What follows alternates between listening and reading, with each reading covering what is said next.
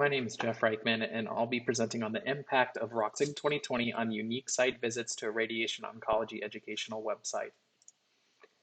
Purpose of this work is it's so hard to stay on top of all the information in our field.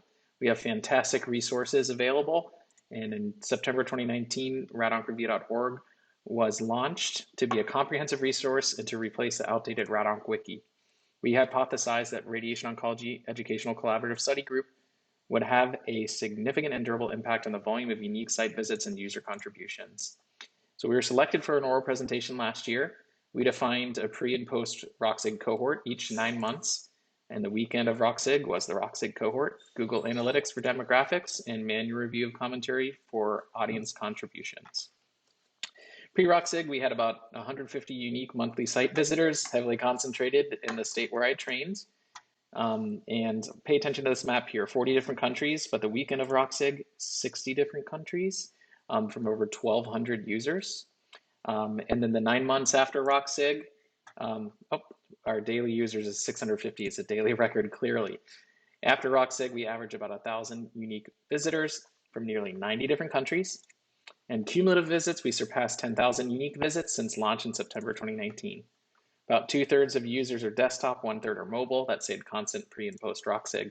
Contributions increased threefold. Shout out to Anna Lausius for contributing to the breast section. This is all her in about a day's work.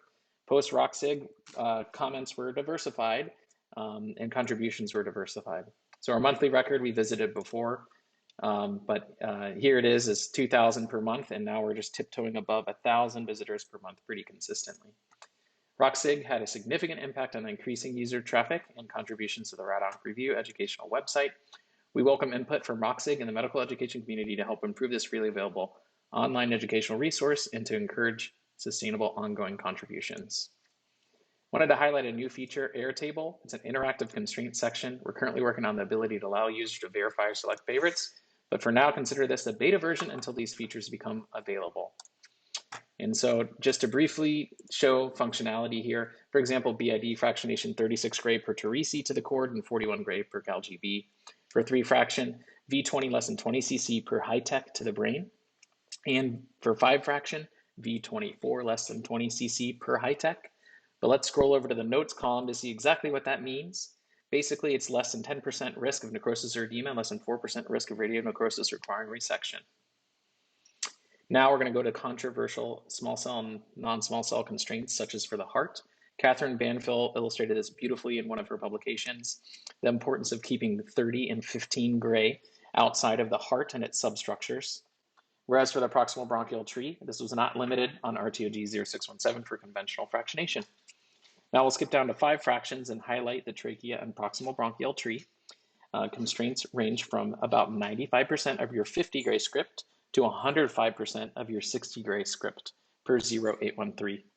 To make things a little more simple, we'll filter by NCCN guidelines, and again, highlight 0813, 105% to the proximal bronchial tree, which is a liberal constraint, and the heart V50 less than 25%, or the mean less than 15 gray. Now to check out DHANCA, we'll briefly go over the importance of constraints from absolute to must to should to can, and you can see PRV1 column to the left. So hopefully y'all will find this useful. And in conclusion, ROECSG is an excellent platform for dissemination and sustained utilization of radiation oncology resources, 60 countries, 1,200 visitors. Thank you.